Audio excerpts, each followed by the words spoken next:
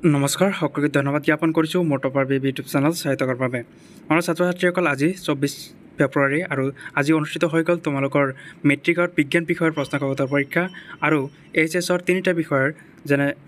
biology insurance আৰু history এই তিনিটা বিষয়ত এক্সাম অনুষ্ঠিত হ'ল তোমালোকৰ এক্সাম কেনেকুৱা গ'ল তোমালোকে কমেণ্ট কৰিবলৈ নাপাহৰিবা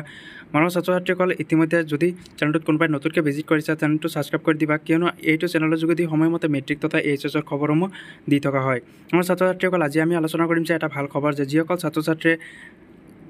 এক্সাম ভাল হৈ আছে সেইসকল ছাত্ৰ ছাত্ৰী নহয় যিসকল ছাত্ৰ ছাত্ৰীৰ ইংলিছ বিষয়টো এক্সাম বেয়া হৈছে সেইসকল ছাত্ৰ ছাত্ৰীৰ লৈ আজি ভিডিঅ'টোৰ যোগেদি আলোচনা কৰিম অকল ইংলিছ বিষয়টো নহয় গণিত বিষয়ৰ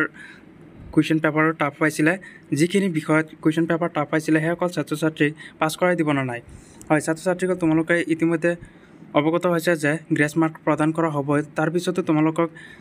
বহু ছাত্ৰ ছাত্ৰীয়ে ফেইল কৰিব চ' এইবাৰ তোমালোকৰ বহি ইজিকৈ চেক কৰিব তোমালোকৰ এইটো বিষয়লৈ চিন্তিত হ'ব নালাগে 2024-25 বৰ্ষৰ যিটো এক্সাম অনুষ্ঠিত হ'ল এইটো নতুন নিয়মত অনুষ্ঠিত হৈছে তোমালোকে কোনো টেনশ্যন ল'ব নালাগে তোমালোকে এইবাৰ বহি ইমান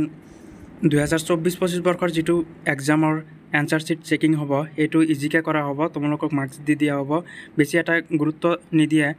কিয়নো তোমালোকৰ এক্সাম কুৱেশ্যন পেপাৰ এইটো 2024-25 বৰ্ষতে নতুন নিয়মত আছিলে চ' এইটো বিষয়লৈ তোমালোকে চিন্তিত হ'ব নালাগে যিখিনি বিষয়ত তোমালোকৰ এক্সাম বেয়া হৈছে সেইসকল ছাত্ৰ ছাত্ৰীক পাছ কৰাই দিয়া হ'ব কোনো টেনশ্যন ল'ব নালাগে